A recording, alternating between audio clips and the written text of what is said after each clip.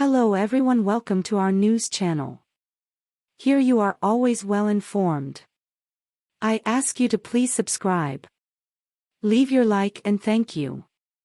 The main tourist attraction in Bucharest is a building that was inspired by a visit to North Korea by Romania's then communist dictator, Nicolae Ceausescu in 1971.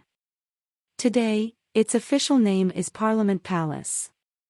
Before 1989 the name was the House of the People. Foreign tourists call it Ceausescu's Palace. If you believe the hype, it's visible from the moon. It's bigger than Cheops Pyramid and over 1 million cubic meters of marble were used in its construction. It's hard to find reliable information on how much it costs to run, but I came up with the figure of 20 million euros a year. Another source tells me that it cost about 3 billion euros to build. That almost every foreign visitor I came across in Bucharest would refer to it as Ceausescu's Palace feeds into the fevered narrative that Romania's dictator built himself the biggest palace in the world.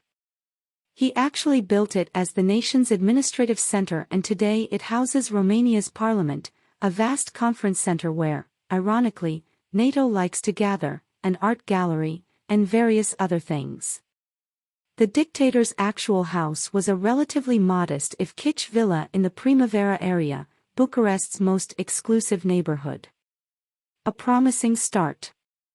Many Romanians told me that Ceausescu started out quite well. He stood up to the Russians, objected to their invasion of Czechoslovakia in 1968, and there was a relative sense of freedom in the late 60s. For some years he was a darling of the West, who thought his independent role in international affairs would help in their struggle against the Soviet Union.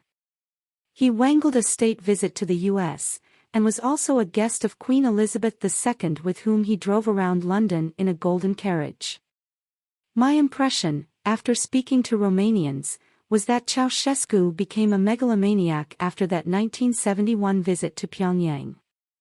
I'd been told the whole North Korean population turned out to cheer him, and from then on he wanted to organize Romania's population along similar lines. He evidently felt that his greatness needed to be appreciated on a grander scale. I was also told that Ceausescu commissioned the vast House of the People so that he could stand on the balcony and look down the long boulevard of the victory of socialism, today Unirii Boulevard, where millions of his subjects would gather, cheer, march by, and wave little flags in unison. But he was overthrown before the building was finished or such crowds could be rounded up.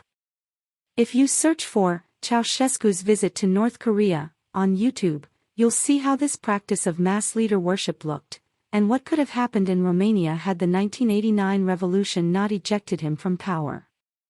Romania's communist-run TV station sent a film crew on the visit, and they put together a well-made presentation that, today, fits quite well into the anarchic mix of material on YouTube.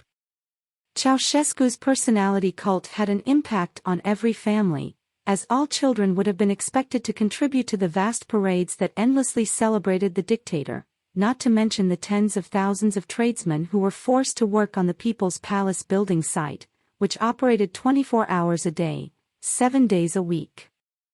My ex-wife was a school kid in communist-era Romania at the time, and she had to take part in practice street parades, which were organized with military harshness.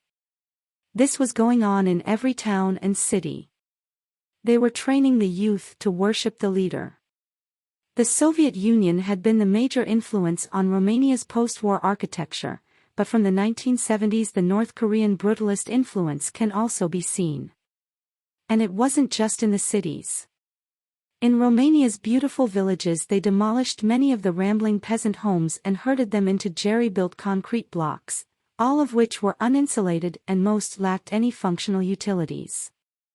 Other countries in the communist bloc had similar building programs, but nowhere else can you find a North Korean-inspired monstrosity like the House of the People.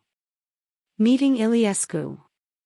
Now, having told you this backstory, I'd like to tell you how I came across a new perspective on the North Korean connection. December 2014 was the 25th anniversary of Romania's revolution, and the British Embassy in Bucharest organized a screening of After the Revolution, a film I had produced with a great filmmaker called Laurențiu Calciu. It showed what people were talking about on the streets just after the overthrow of communism. The embassy wanted to invite some journalists who had covered the revolution back in December 1989, and I was asked to help find them. I contacted some of the British journalists who'd been in Bucharest at the time, but the only one willing to fly out for the event was Chris Walker, formerly of The Times. He joined Alison Mutler, who still lives in Bucharest, and myself, and we all gave a short talk. Chris Walker told me he wanted to meet Ion Iliescu, the first Romanian president after Nicolae Ceausescu was shot by firing squad on Christmas Day 1989. All these years later, Iliescu is still a divisive figure in Romania. Some Romanians consider him the one who brought stability to the country after a violent revolution, but the progressives tend to think he was a Russian stooge, and they see the whole revolution as a stage-managed coup. Iliescu became the interim, unelected, president after the revolution and held on to the job for 6 months before general elections were held. In May 1990 he became Romania's first democratically elected president after the revolution, winning with a huge majority. Despite this, some say he stole the election. I've never seen any convincing evidence of this, but what I did see during that election in 1990 was that the incumbent, Iliescu, used all the resources of the state to organize a sophisticated election campaign, unlike the disorganized opposition. Iliescu had also done a good job of animating the corpse of the once omnipresent Communist Party and flipping all the thousands of branch offices, in every factory, town and school, into supporters for himself as savior of Romania. Having pulled that tricky act off, Iliescu had no need to steal votes. Minors. His reputation for divisiveness was consolidated in June 1990, just after he'd won the presidential election. Iliescu felt threatened by street protests, and he summoned thousands of miners, armed with crowbars, to attack the street protesters and anyone who stood in their way. The government-controlled TV stations made it out that they'd come spontaneously to defend the revolution. This was a moment of shame for Romania and a setback in its development. Prior to this moment there was great sympathy for the nation that had overthrown a brutal tyrant, but now the West realized that its new rulers were acting like a typical communist regime which cracks down on dissent then lies about it.